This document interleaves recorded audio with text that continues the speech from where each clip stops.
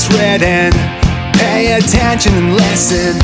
Think it's too cold to go outside in these lives. With psychological projection, avoidance and deflection, borderline, oh my. All right, ladies and gentlemen, welcome to the greatest podcast on the planet, on planet Earth, folks. And I'll venture out and say, I'll dare to say it, dude. This may be the most powerful podcast in the universe. Universal history. Obviously, planetary history. It's the greatest podcast on the planet, but I'm amongst the stars now. I'm sending my message out to extraterrestrials that are listening to podcasts from us mere earthlings. I'm sending out the broadcast, folks. And I hope aliens will listen to this one day and go, that's our dude, man. The anti-George Carlin podcast. And not only is it a great podcast, it's very powerful. It's powerful. It's very comedic. But he might be the most handsome and most attractive podcast host that's an up-and-coming stand-up comedian and host of a powerful podcast. He may be the most handsome podcaster out there.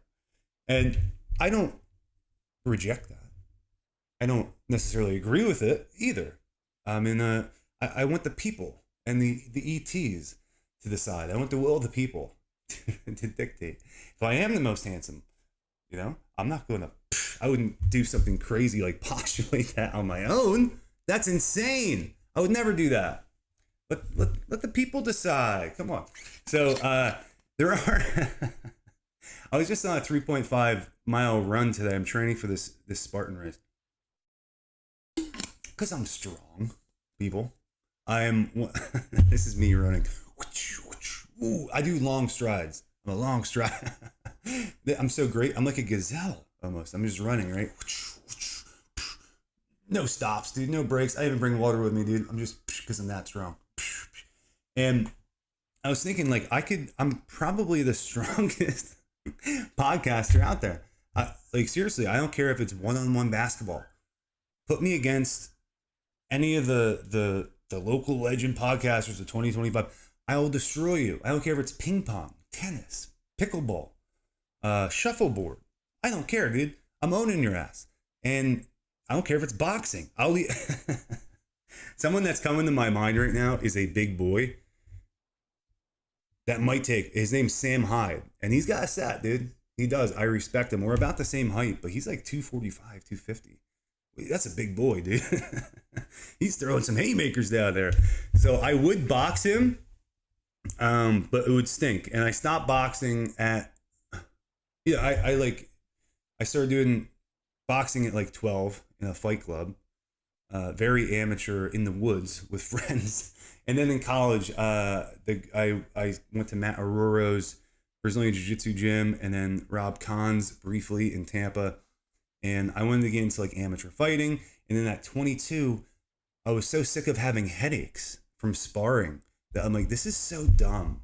Why am I doing this? And by the way, why did I waste years of my life on Brazilian Jiu-Jitsu when you can just have a gun? I realized that in Austin, Texas, because everyone has guns in Texas, which is pretty sick.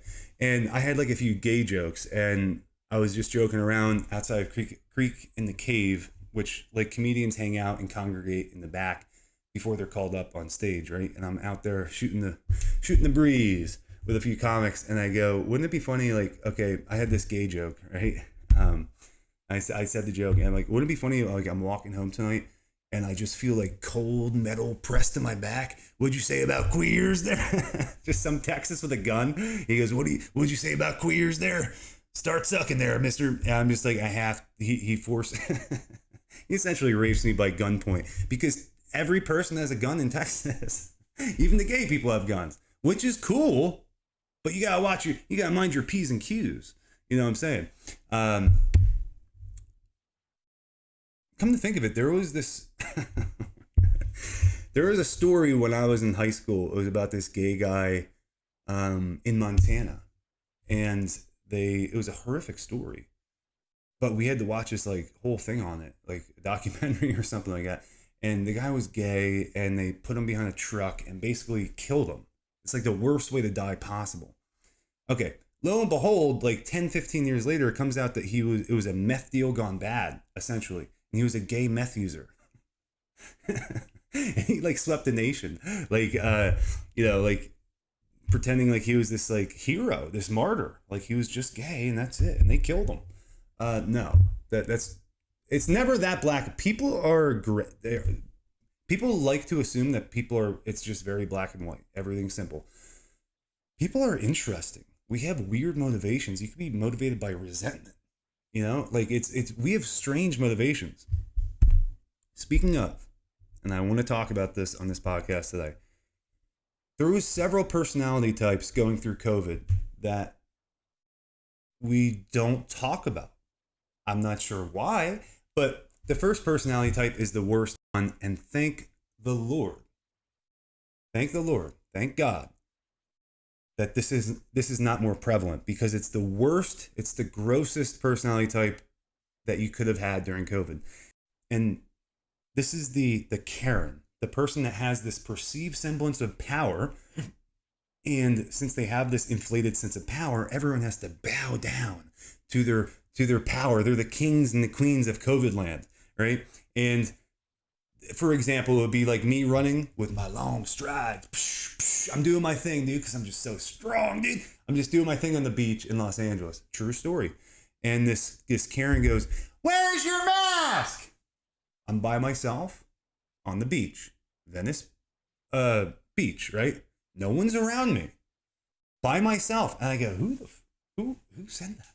And then she like side cut. In football, when like you gotta make a tackle, he's running down the sideline. You gotta like aim it. You have to like project. You have to go in an angle so you catch up to him. That's what this chick did to me. And she goes, "Where's your mask?" I go, "I'm outside on the beach," and I booked it.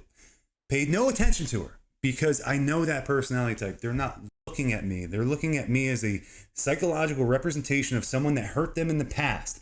And I'm just an image. I'm just a memory to them. I'm not even a human being. They reduce you to subhuman. That personality type is the grossest. I hate that personality type. And by the way, that personality type is not doing good in 2025. Let's just acknowledge that. Okay, moving on. The next personality type is probably the most common. And I'm not hating on this kind. And if you're listening to this was probably you. Now, you didn't necessarily agree with Pfizer or the Moderna shot. Maybe, out of just like wanting cohesion in your family, you got the shot and you didn't really want it, but you're like, well, if grandma's going to get sick and everyone's down my throat, I guess I'll just comply. The people that just complied, they didn't really make too much of a stink about it. They just kind of wanted the momentum of the machine to keep rolling, right? There's too much chaos, and they're like, I just don't want to contribute to like being, getting a target set on me by the Karen personality types, right? And you also don't want to like make any waves, right? You just kind of want to be a low key person, and I think that's most people. Like, I'm a behind the scenes kind of guy. Obviously, this is pretty open, but in my normal day-to-day life, I'm pretty much a behind-the-scenes kind of guy. I don't want all this extra attention, maybe because this is my outlet where I get attention. In stand-up comedy, you certainly get a lot of attention on stage, right? So maybe that's why I don't seek that in my actual life. My real life of like, the 23 hours, like you sleep, you're a normal person, you get a cup of coffee, that, like, I'm not out there, hey, like telling jokes to the barista, which I have done that in the past. Like, I was so focused on comedy that I was trying to work out material in any chance I could. So it'd be like a sauna, to trying to like land jokes. Crazy. Very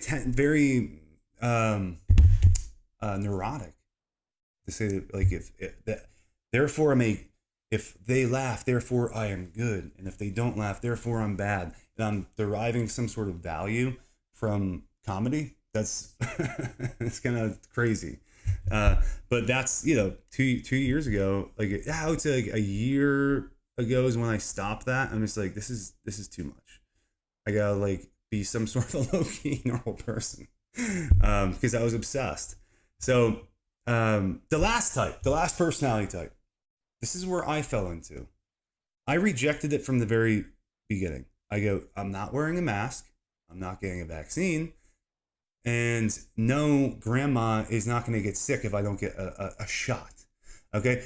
First thing, like, this is like maybe 3 or 4 weeks into lockdown, and I'm in Los Angeles, the place where it's probably the most locked down. It's triple lockdown in Los Angeles. There's George Floyd riots. There's curfews at night. You got this text message when you can go to the grocery store at Ralph's. It's insane.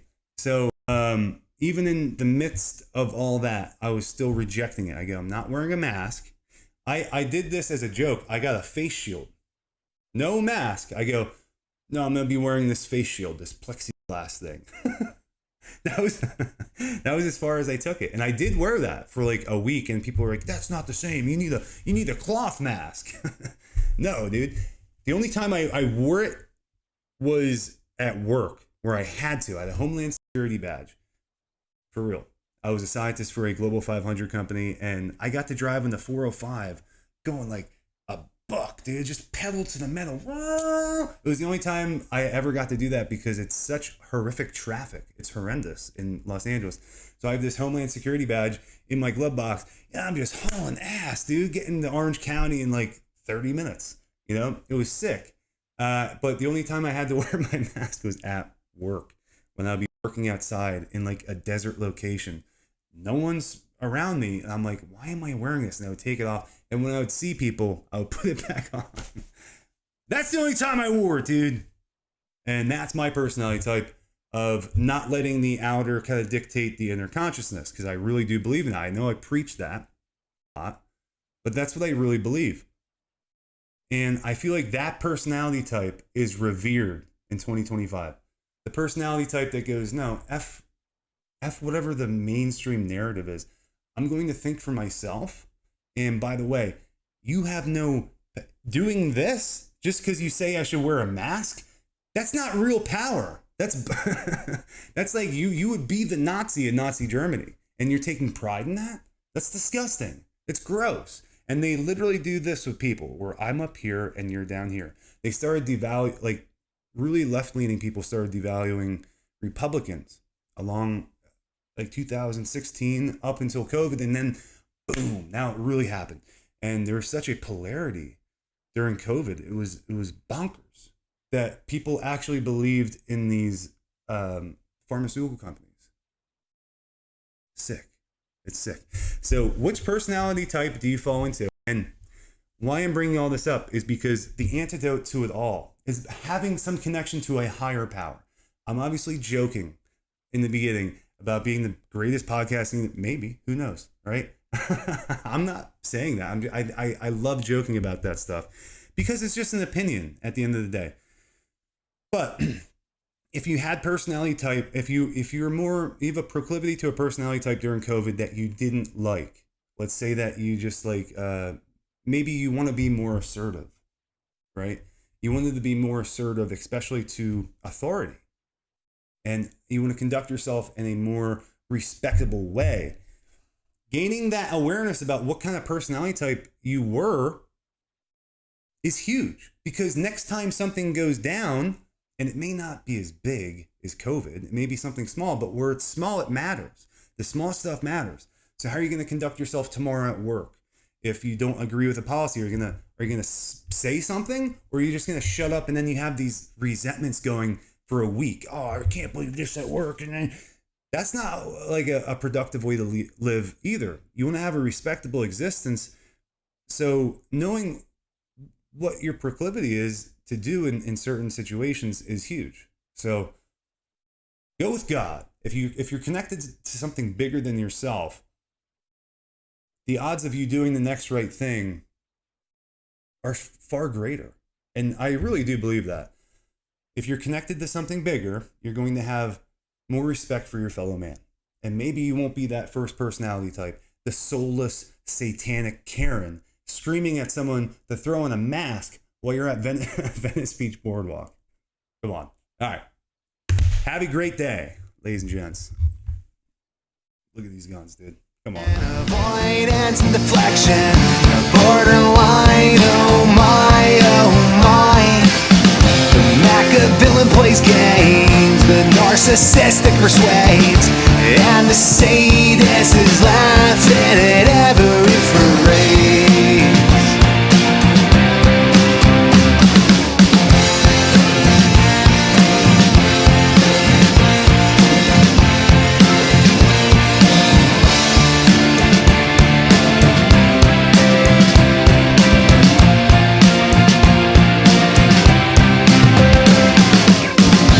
Watch out for the victim, psychopaths or by definition, and wolves wear sheep's clothes and cashmere. Oh dear. Psychological projection.